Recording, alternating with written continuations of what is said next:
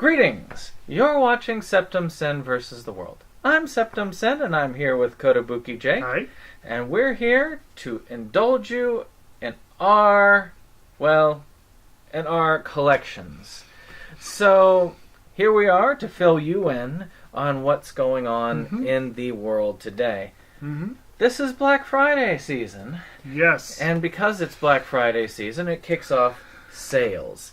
Unfortunately, lots of sales. Unfortunately. So some notable ones. Criterion is still having that 50% off sale. You'll see some of the results of that from mine today. I finally got there. Sentai is doing an even greater sale than they normally do. Sentai Filmworks, if you're interested in the DVDs. Yes. And I would also recommend that if you go to the next sale, which is Right Stuff's Black Friday sale, any Sentai titles, make sure you make the comparison. I'm not sure if Right Stuff beats any of Sentai's prices, but I do know that Sentai beats some of their prices. Yeah. So make sure that you double check your pricing. Amazon's doing some of their early Black Friday. So is Best Buy online. They caught me yesterday. So we have a lot of good things coming up. This coming week, Squid Girl is coming out next week. I can't wait for that. Maybe I'm going to finally get my copy of Your Name, which would be great. Yeah. And let's see. Other than that, it's been pretty down. I've actually watched a couple of things this week, believe it or not, in my watching. Cool. I've watched, I've got 2 videos up actually for Trick or Treat, which Inside Movies Galore covered last week. And Mezzo Forte, which is a classic. I got to watch that, which is which I'll talk about more later. Inside Movies Galore tomorrow is going to be talking about the movie Kiss Meets the Phantom of the Park. I have watched this. I thought you were going to say Meets the Phantom of the Opera. I am not going to be adding this to my collection, if that gives you an indication as to my thoughts. But there are people who love this, and if you love Kiss, you will love that. And then I've been trying to catch up on Freddy's Nightmares. That has been an arduous journey. It is like clawing my way episode to episode. There's a lot of episodes in that series. And finally, my wife and I are catching up on The Crown. I've never seen it, so this is actually very good watching. Very much worth it. I'm almost finished with the first season, so we're getting ready for that second season starting next month. Cool. So what have you been up to on your... Oh, I've got some good viewing in. I got a couple episodes of Friends last night. Yay. First time in a while, though. But movie-wise, okay, a couple, 3, 4, I don't remember how long ago, 3 weeks ago-ish, we covered one of our periodic Criterion on our previews. And we've been very critical of their practice of putting out brand new movies. And I saw evidence of why that's a bad idea this past week. I watched Certain Women. It's a Kelly Reichardt film, which apparently she's done some really popular films. Well, not popular, but like the critics loved them. Like they loved Wendy and Lucy, and I need to see that. But I think that's why Criterion went ahead and jumped on it right away. It's 3 short stories, loosely interconnected, about 3 women in Montana, technically 4 women in Montana. You got Laura Dern plays a lawyer who, Jared Harris has a great performance as a mentally unbalanced individual who is her client. And his performance almost makes the movie worth watching. But and then you have Michelle Williams in the middle story. And the third story, Kristen Stewart almost takes a back seat. You've got, I think her name is Lily Gladstone is the main character, and she's kind of a newcomer. That story's creepy. And the Michelle Williams story, frankly, is kind of pointless. It has Rene Auberjonois, and he does a great job. Oh. And overall, it's a well-made movie, but it's very slow-paced, with no ending to speak of. And it really needed 2 to 3 to 5 years to marinate so that Criterion would have some legitimate, beefy stuff to put on the bones of the release. Maybe on the secondary release. But they really should have waited on that one. Is that one of those that you think I would be rating poorly? You know, my card you'd probably sleep. Is if it's boring. You'd probably enjoy you'd probably either enjoy the part with Jared Harris or be unsettled by it, and then probably fall asleep later on.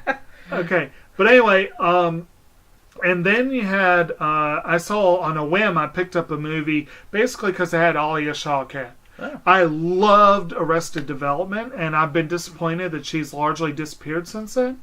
And she's been in some good stuff, Green Room, The Runaways, some good stuff. So I was very happy to see this. I can't remember the director, but it's written, directed, and stars a young woman who plays the oldest of 3 sisters from Jordan. And they go home because her wedding is coming up. And Alia Shawkat, their mother is played by Hiam Abbas. Their estranged father is played by Bill Pullman. Alexander Siddig shows up as the fiance. And when he did, I was like, I know that guy. That's Ra's al Ghul. It's the guy who plays Ra's in Gotham. So that was it was an underseen movie. Does not have a good rating on IMDb. It's like 5.1, but I liked it a lot. And now it's called May in the Summer. And then I saw 2 that I loved. One is brand new and one's a little older. A few years ago, there was a very, very popular French film that got a Golden Globe nomination but somehow missed out at the Oscars. I've been told this is a 2-watch film. I finally watched The Intouchables. And not Untouchables, The Intouchables. It's based on a true story about a quadriplegic who hires basically a street con man to be his caretaker, and they form this great friendship, and it's just a great movie. It's fun, it's upbeat, it has drama, it has pathos, it's well acted. The music is phenomenal. It got gypped at the Oscars. And to my friend that I worked with who told me, you've got to watch this movie, I agree. You were right. And the other one, I finally went to see Thor Ragnarok. Oh. And it was great. I've heard good things. It was great. It is. I've heard it called the funniest movie Marvel has put out. It might be. It's up there with Guardians and Spider-Man Homecoming, if not even higher. And Carpy has decided to join us briefly. How you doing, Mr. Larson? I'm gonna claw you. Yeah. But yeah, so I'm real excited about that one. I think on last week I mentioned that I just saw What We Do in the Shadows. I'm becoming a big fan of Taika Waititi, and now I need to go watch Flight of the Conchords. I need to see what that was like. But yeah, I kind of hope he sticks around for more Marvel movies.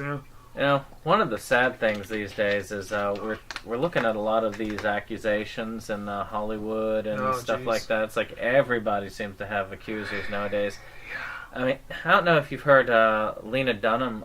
She basically has she's gotten into a lot of trouble because she's been noted as saying basically that women never lie about these things. Though she's actually supposedly lied about it in the past herself. But then, of course, on top of that, then she defends a person who has the accusers, which really put up a lot of confusion. I had somebody, I saw something up there, it's like, she is living as the role model of the modern millennial feminist, and I'm thinking to myself, what kind of role model is? I've seen some episodes of Girls. I really don't understand why she's a role model. So if any of y'all are millennials and she is your role model, educate me. Not meanly, though I will take mean education, but educate me. Let me know, why is Lena Dunham the role model of all female millennials in the new feminist age? And speaking of that, I don't know if you've heard, Paul Feig actually spoke a little bit more about Ghostbusters. No. And he actually put in the interview, like, I really didn't mean for this movie to try and become some sort of women's movement movie. And I feel like that really hurt what I wanted to do. I didn't want this to be a movie that was a, women's liberty movie. Mm-hmm. I wanted this to just be a fun movie. Yeah. But, that movie got boiled down to a lot of controversy.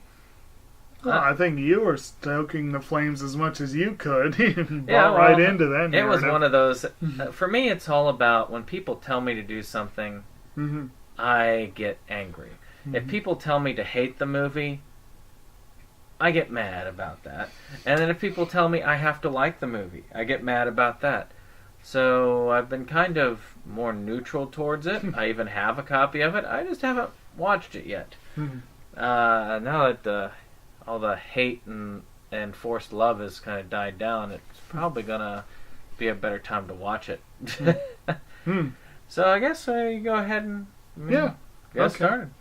Well, it's funny that you bring that up for our final thing when the first thing I have up here is a harem anime, but... Speaking of harassment...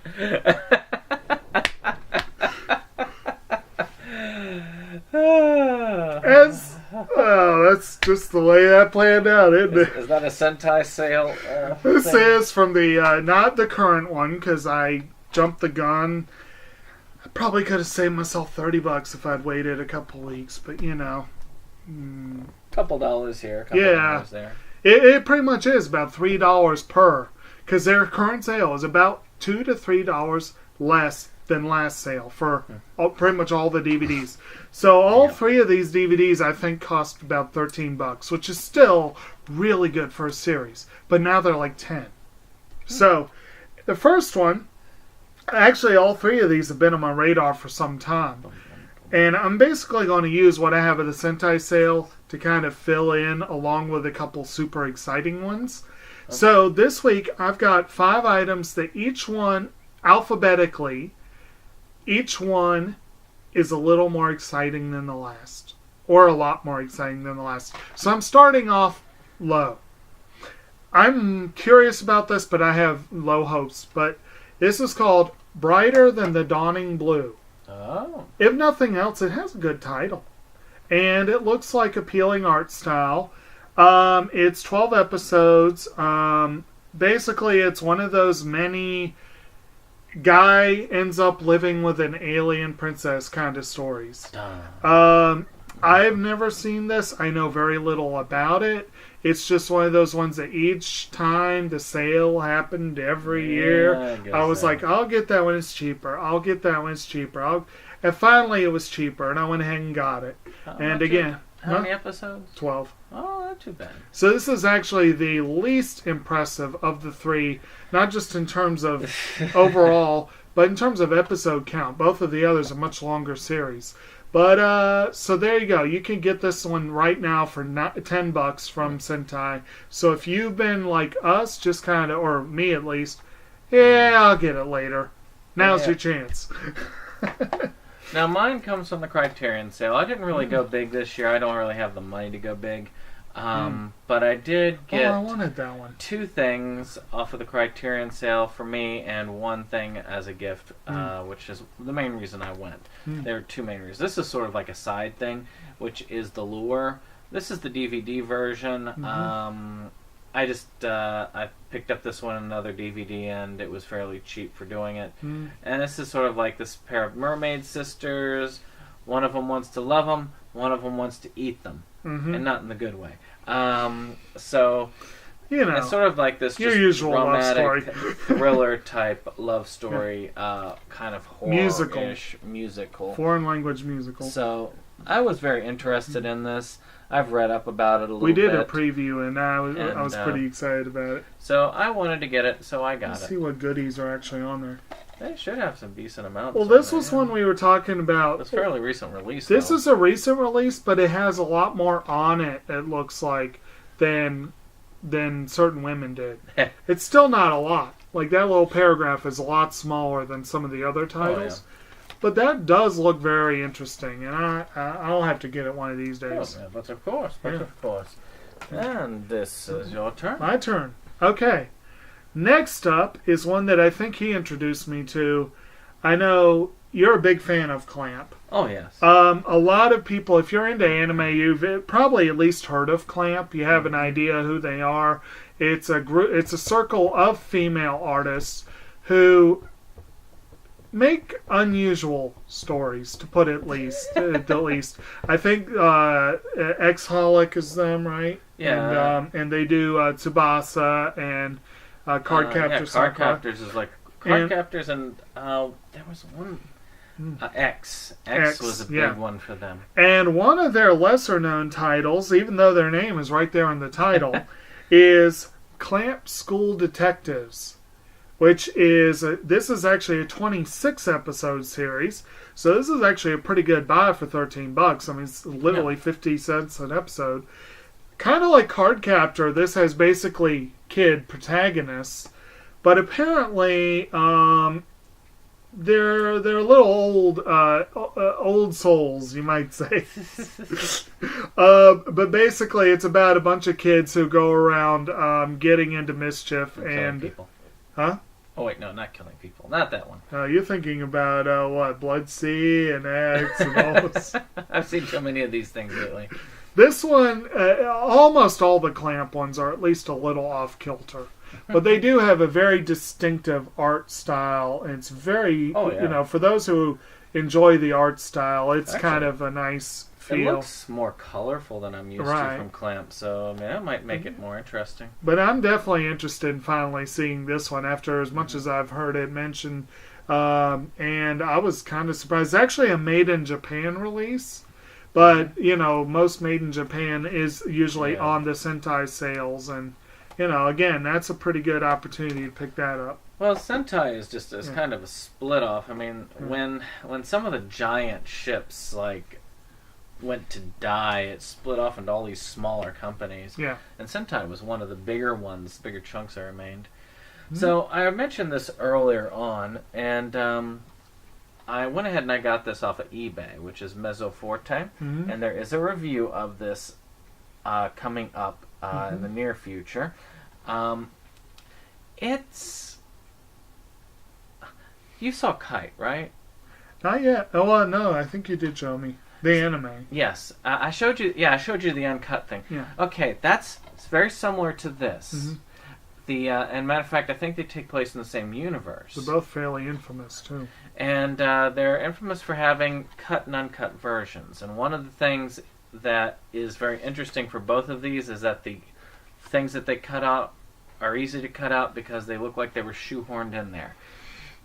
Literally, I felt like both scenes were just pushed in to make this an adult title. I mean, Kitty is on this. I just hate getting something that's been cut. Though I might eventually pursue the cut version of this. I am happy to get this. I got this on eBay for $10, which was good.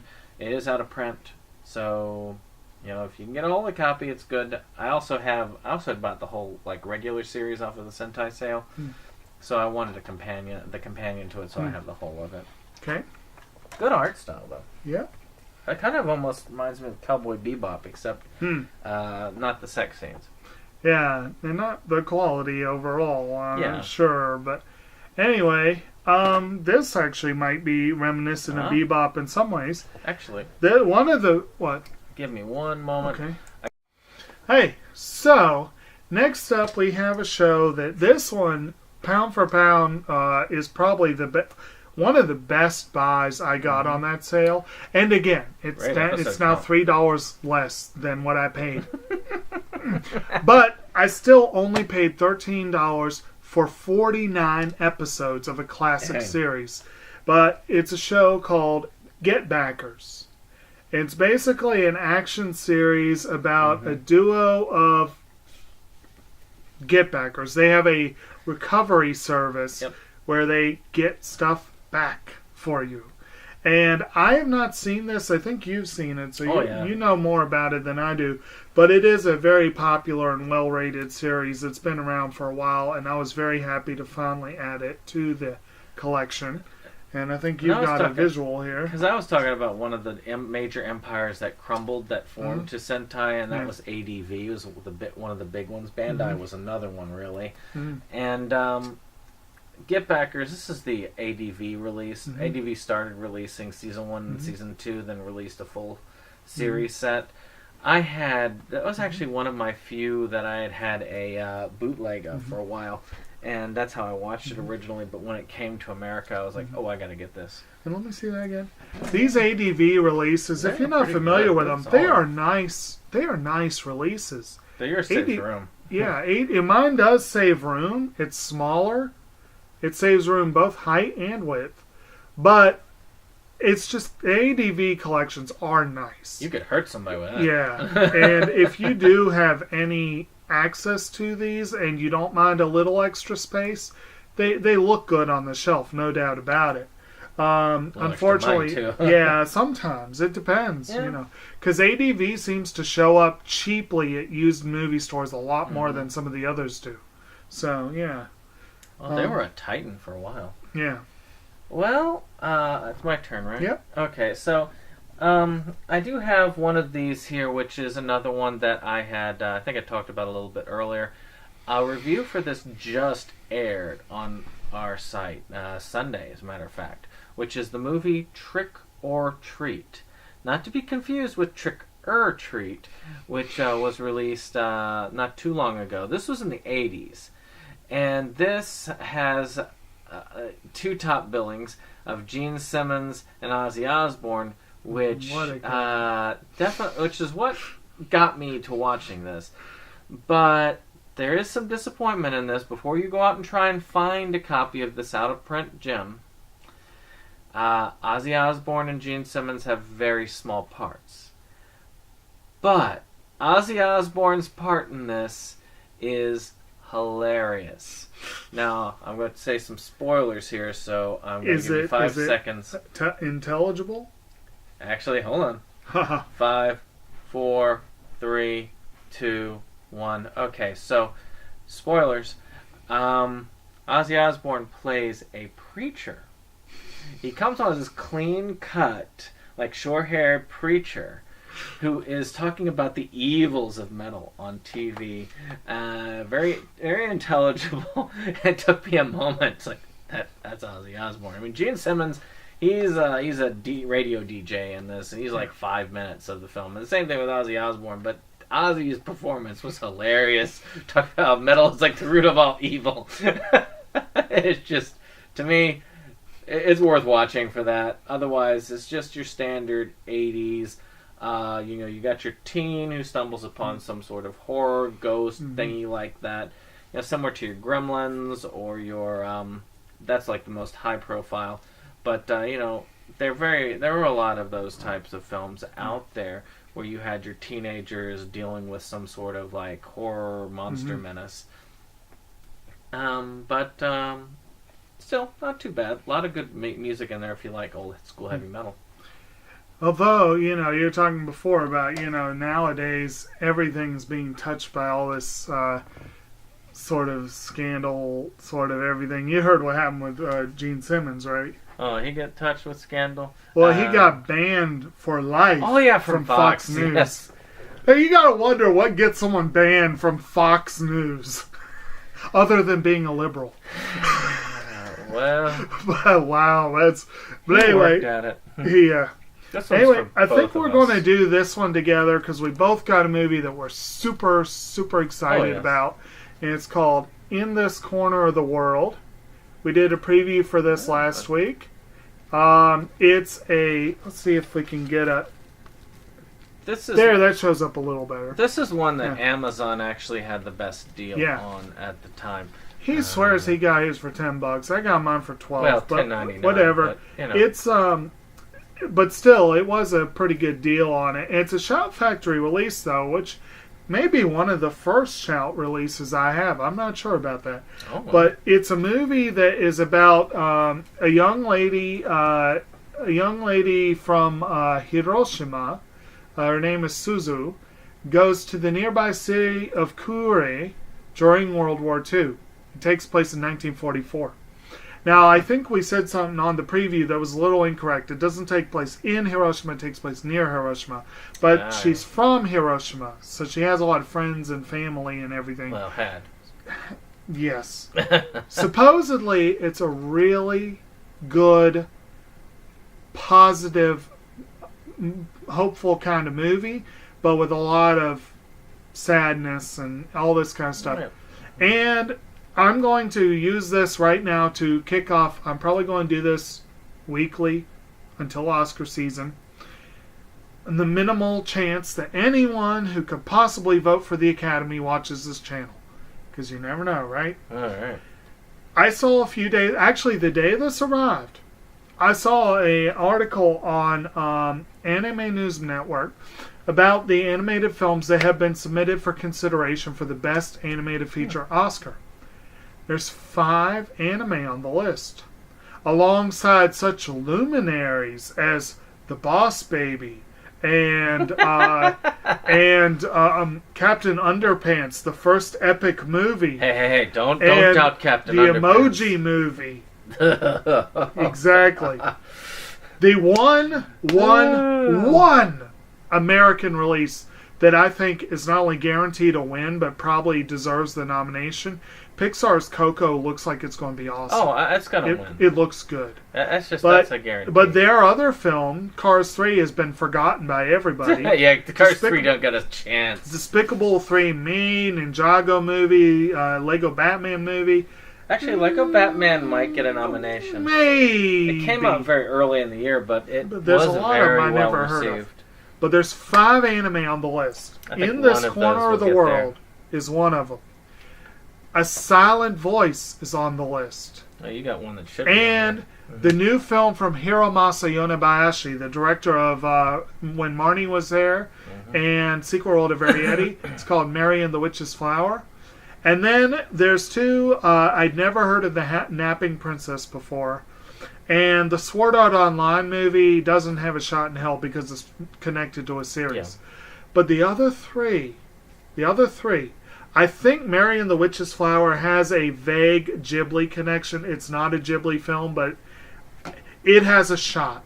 The other 2, but please, Academy, pay attention to anime.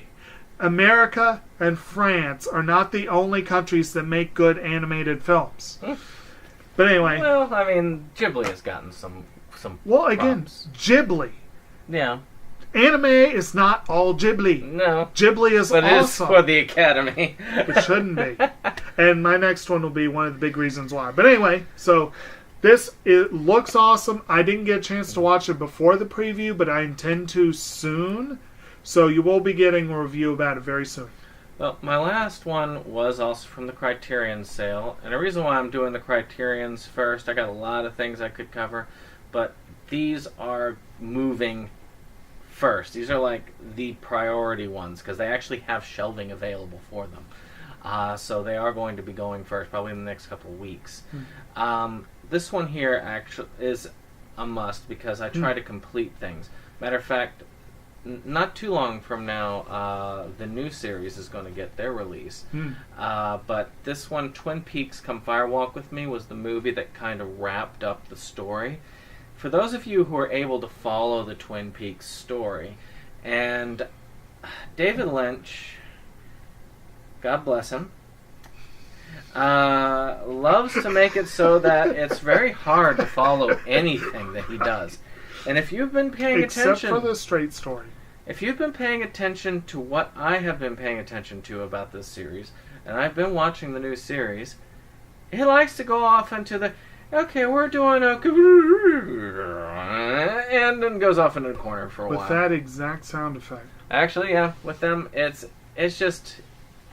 the new series just decided, you know what, heck with this. We're not even going to bother as much with the plot. We're just going to go for the weirdness and artsiness. So it's very artsy. And I've heard this is very artsy. I've never watched it. I heard you got your copy in like the $5 bin. Yeah. So mine's more expensive than that, unfortunately. But mine's on Let's see what Blu-ray, goodies that and it has. should have some good goodies on it. That has some pretty decent ones, yeah. And I've got the whole Twin Peaks series. Mm-hmm. It is worth a view, Yeah. but do yourself a favor. Don't be impaired mentally while watching this. You need all your faculties. It's difficult. Funny thing is, I've seen the movie, I've never seen the series, and he's seen the series, never seen the movie. Yeah, between the But- two of us, we've got the whole thing. Exactly. Now, I do need to get and watch Twin Peaks. It is high on my priority list. I Pretty just don't. cheap these days. Yeah, but $25, I'd rather get it cheaper. If I see it cheaper, I will. Maybe. If I see it cheaper and have money at the time. And the American Blu-ray release of that series is expensive. Yeah. Still. Speaking of American Blu-ray releases that are expensive, and hearkening back to my idea of where the Oscars really need to wake up, that Ghibli is not the only source of kick-ass anime. Missed out last year. Last year, Funimation dropped the ball on releasing a film that really should have simply been released this year and been up for an Oscar the year of its release. But the best film of last year, other than the 26-year late release of Only Yesterday, was a movie called Your Name. We have mentioned this many times on this channel. It is a film by Makoto Shinkai, the director of 5 centimeters per second, Garden of Words, The Children Who Chase Lost Voices, Voices from a Distant Star, I'm going to center this And- on you. etc., etc.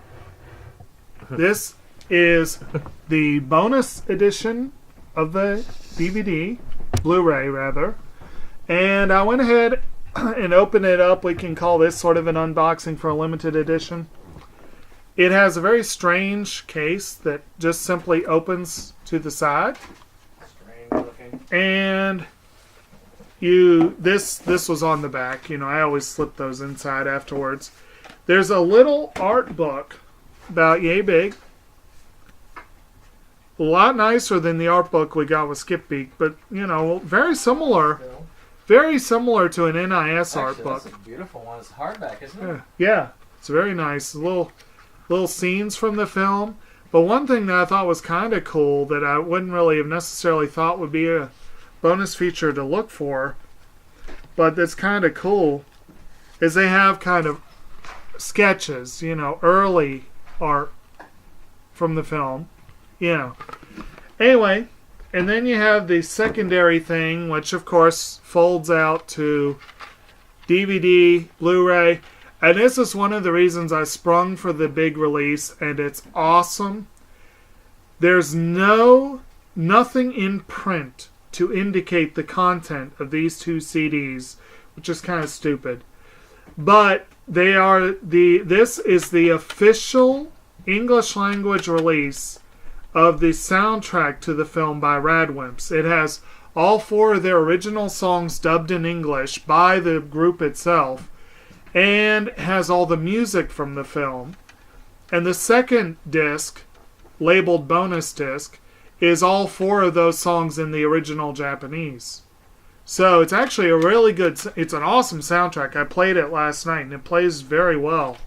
I haven't gotten to watch the movie yet on this version. I've only seen it the one time in theaters, but I will be watching it very soon. It is an absolutely awesome movie. It is my favorite Shinkai film that I've seen so far, which not exactly saying much, although 5 centimeters per second was incredible, Yeah. but it depressed the living hell out of me. This one was much more, it gets serious, and I don't want to say too much because it gets into spoiler territory, but there will be parts of the film where you're kind of going, why am I watching this? But by the end, you will love, you know, it all comes together, you know. But nice shiny box. It is shiny. It was pricey. Unfortunately, Amazon's pre-order guarantee only saved me about $4. I was hoping it would save $20. But Yeah, well. still, I am very happy that I have this. And if you get a chance to get either this or the regular edition, it is a movie to see. Right Stuf And didn't have Walmart too has bad. the regular edition. Plus, Right Stuff probably will have a small sale on it. Yeah. And I'm sure Best Buy will have a good price. If Right Stuff ever releases their copy to me. Exactly. It's Yeah. just- you See, might I be- ordered from Amazon, so I got a little sooner. I got, these together in the same package, actually, which was really nice. Yeah. Sadness. Still delayed by a week, but I'm glad that Amazon didn't waste 2 packages on me. You're not going to see mine for a good long time because Yeah. it starts with a Y. But Why? still, I look forward to getting it. Yes. So, any case, that's been our show for the day. Of course, if you like this video, click like. If you want to share it, actually, I would prefer you to share it, even if you don't want to share it. But Yes. share the video. Yes. And then subscribe, comment, especially with these particular ones. I mean, I'm curious what you think of these pickups this time around. I mean, especially that particular one. I mean, that Your Name is like a spectacular one. And in this corner of the world, I saw where Shop Factory was releasing this early on when they had licensed it, and I was like, wow, they're licensing They didn't anime. even have a release date yet when I was already tracking it and wanting to see. Now, and also, if anyone's watching who, like us, they want to see anime properly featured at the Oscars, by all means, say something to somebody. I do think that if the Sony merger had happened earlier with Funimation, is it Funimation that's put Your Name out? Yeah. Yeah, if they had done it earlier, I think that they would have been able to get it a little bit better. Because somebody told me that they did try and submit it. Oh, it was submitted. But they ran it. That's what I'm saying. They dropped the ball on. They did a qualifying run. It just didn't. It 4 wasn't months. politically good. They did a qualifying run 4 months before the theatrical release. This year that would have cleaned up, I think. I mean, Coco might still have beaten it, but it would definitely have given Coco a run for its money. I don't know about that. It should have. Well, it should. But see, again, the Academy is so biased against Asians in general, and they're so biased against animation that's not from the big, Pixar, Disney, Aardman. Like, you're never gonna see this on there. Well, that's probably a good thing. But, or this on there. but like last year, of my top 10, I had 5 animated films in it. Yeah. And 2 of them were Disney films. I will grant you, Zootopia was awesome, and Moana was really, really, really good. But April in the Extraordinary World, a French-Canadian co-production that was great, the Oscars did not pay it any mind. Your Name was the best film clearly released that year. Easily. Even better than La La Land and Sing Street. And I love both of those. Shoot. And Only Yesterday was the best of the bunch. And it's from 1991. But last year it got an official American qualifying release for the first time. And that in 20 years... Charlie Chaplin's Limelight won an Oscar 20 years after its release because it didn't qualify until that year. And what's more, it won for original score against Nino Rota's score for The Godfather. The Godfather got beat by a 20-year-old film. So that should tell you something about the Academy needs to be able to be more open-minded about Yep. One of the things that we're going to do, one of the things I'd like to do, and I don't know if you're going to be up to this or not, but I would like to do, and we might have to just double up on, like we have in the past, on our releases for the future. But before they announce the Oscar nominees, I think we should put out this is what we believe should win these categories. It would be a lot longer if we said everything should be nominated, but let's say, which ones do we think should win each category for the particular season? That might be something to look forward to. Yeah. We'll look into that this January, I believe. Now, a caveat, we will not have seen probably 2/3 of the strong Oscar contenders by that point. Oh, yeah. But I'm already up to 21. Thor Ragnarok gave me a top 20 for the year. Luckily, knocked Fist Fight out of the top 20. Thank God. And if you want to know who's got the best chance of winning, you should listen to this guy. He knows what he knows quality-wise. Although this year I was off. Me, not so much. I'm also a little bit negative when it comes to the Academy.